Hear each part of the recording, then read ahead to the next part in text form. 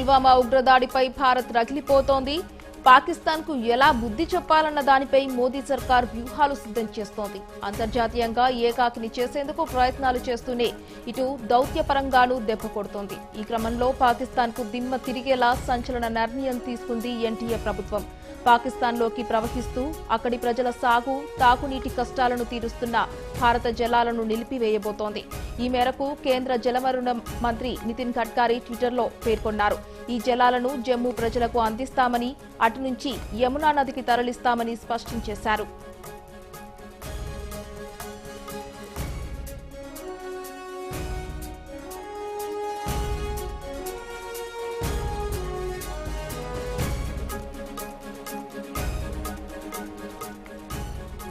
పుల్వామా ఉగ్రదాడిపై భారత్ రగిలిపోతోంది. పాకిస్తాన్కు ఎలా బుద్ధి చెప్పాలన్న దానిపై మోదీ సర్కార్ వ్యూహాలు సిద్ధం చేస్తోంది.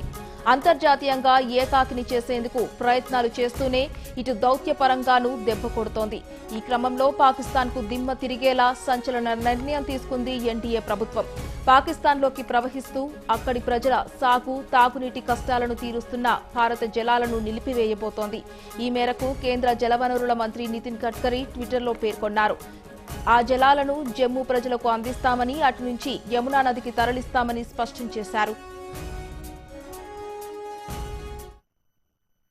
दिल्ली में 13 प्रोजेक्ट 4,500 करोड़ के यमुना को शुद्ध करने के लिए शुरू है। मथुरा में 3 प्रोजेक्ट शुरू है और हमने गंदा पानी 18 करोड़ रुपए में इंडियन ऑयल को बेच दिया शुद्ध करके। मथुरा में 3 प्रोजेक्ट शुरू है। इटावा, आगरा में 850 करोड़ का प्रोजेक्ट अभी भूमि पूजन करके में आया हुआ है। तो यमुना को शुद्ध करने का काम हमने शुरू कर दिया। मैं वाटर रिसोर्सेस मंत्री हूं और इसलिए अब यमुना के ऊपर जिसमें उत्तराखंड और हिमाचल में हम 6 डैम बना रहे हैं, जिसमें यमुना की ताकत 6 राज्यों के बीच में हमने साइन कर ली है। पाकिस्तान और भारत होने के बाद जो हमारी 3 नदियां पाकिस्तान को मिली थी, 3 भारत को मिली थी, हमारे 3 नदियों के अधिकार का पानी पाकिस्तान में जा रहा था।